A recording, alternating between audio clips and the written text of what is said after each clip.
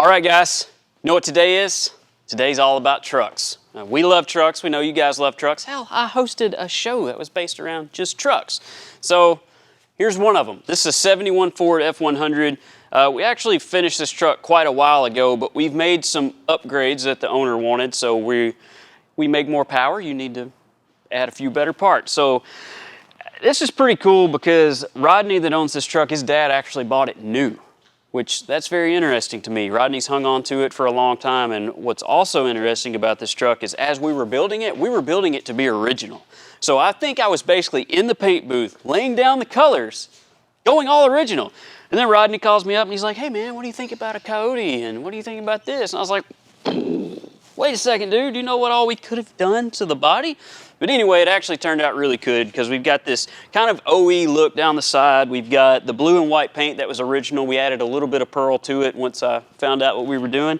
Original style trim, Coyote powered. So that's really interesting. A lot of fun to put a Coyote in one, and it's pro charged. We've added the boost to this one.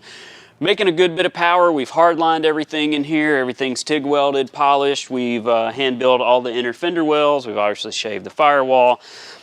Up front, we're running just your kind of standard billet grill because that's what Rodney was after. But we've got a huge ProCharger intercooler behind this grill. That took, a little bit of effort to make that work. We're also running another one down low. We wanted to make sure we were able to build the boost that we needed. And we're able to make that happen now. Another interesting thing that we've done here is we've cut and tucked these bumpers. So there's a tremendous amount of work in these, and then we've re-chromed them since then. So they look really good. We got a custom set of headlights. Let's see, we got Willwood brakes, billet specialty wheels. It's got a pretty good stance to it. In here's pretty cool. So everything leathered in here. We custom built the door panels. We routed out all these trim pieces down low to kind of go along with the trim on the outside of the truck. Hand built the armrest, leathered the seats, built the console. Truck runs off a tablet, so that's pretty cool. You can basically control everything from there. We leathered the dash pad, Dakota digital gauges, German weave carpet. So it's really cool. And what's different about this truck that I kind of tried to talk Rodney out of, now, I'm kind of glad we didn't. It's long wheelbase. So a lot of people don't even realize that when they look at this truck. It's got a good ride height, so it helps it not to look so long, but it looks really good. On to Bob. Okay, this is the unit that's going to take all the horsepower that's going to put out. This is Yukon's aluminum housing, a 370 gear. This is the Grizzly locker. The Grizzly locker is pretty cool. It's an automatic positive differential. As you can see, we got everything partially assembled, and we're just now setting up clearances. The housing itself, to accept the Grizzly locker, has to be ground out in this area here. You can see the clearance in there that we have now. We should be fine. It should hold up. But we're setting the preload on the pinion gear right now, which is how much load there is on those bearings. We have to take it apart one more time and add one 5,000 shim to it to get the proper torque spec on it.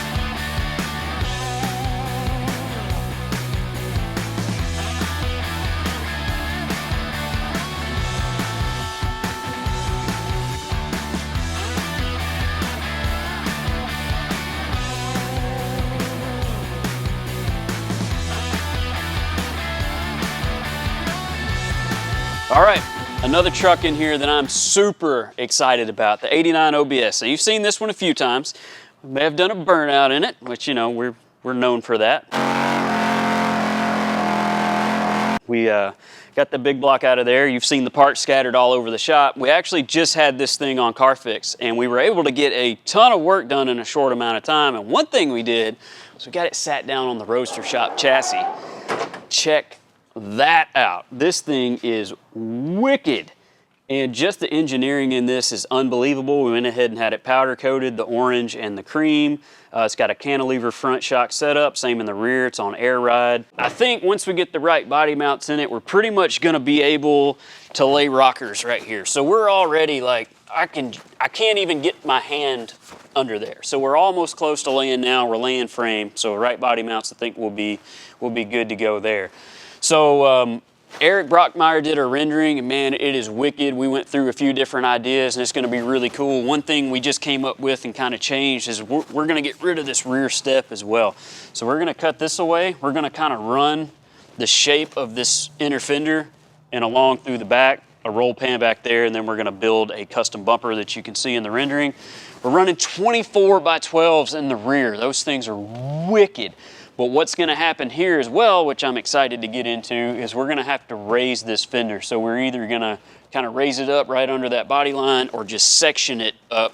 So we're gonna figure that out soon. I think also I'm gonna do like a false floor in it where we can raise this bed floor up so you can see that roaster shop chassis. Should look really wicked. Oh, well, let me show you this. This is something that we ran into.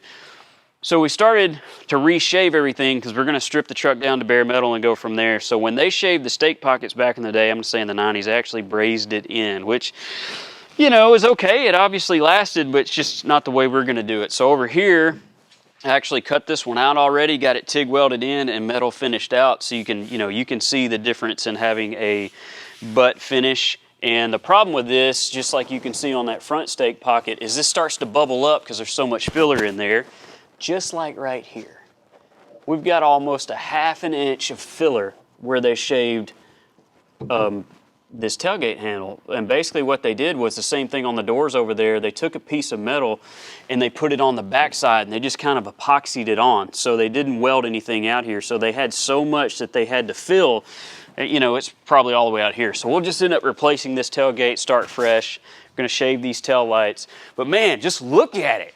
Look how sick it is. It sits so low, and then the wheels look so wicked. And we're gonna custom build a dash in there. We've got an LSX 454 going in it. So, this is one that I'm probably most excited about right now, and luckily I can show it to you. All right, so stay tuned because soon we're gonna start getting into this one. I hope maybe the next one that drops, we're gonna get into it and start some of this metal work. So it's gonna be sick.